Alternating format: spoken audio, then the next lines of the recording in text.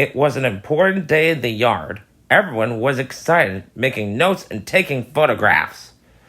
A special visitor had arrived and was now the center of attention. Whispered Thomas to Duck.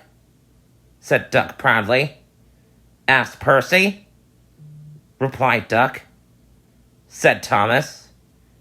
Just then, Gordon arrived. Said Gordon. And he steamed away. Later that night, the engines found that the visitor wasn't conceited at all. He enjoyed talking to the engines till long after the stars came out. He left early next morning.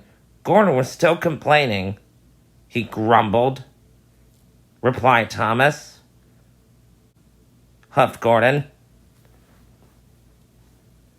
Duck took some freight cars to Edward's station. Called Edward. Replied Duck.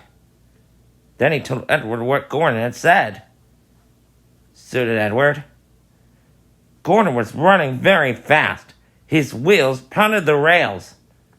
Gordon's train rocketed past and was gone. Chuckled Duck. Gordon's driver eased him off. Said Gordon, but he said it to himself. Suddenly, Gordon began to feel a little strange.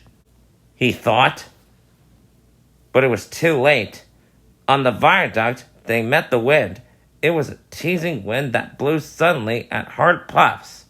Gordon thought it wanted to push him off the bridge. He said firmly, but the wind had other ideas.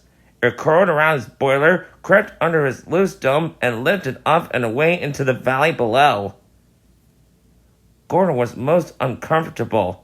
The cold wind was whistling through his hole where his dome should be, and he felt silly without it. At the big station, the freight cars laughed at him. Gordon tried to wish them away, but they crowded around no matter what he did.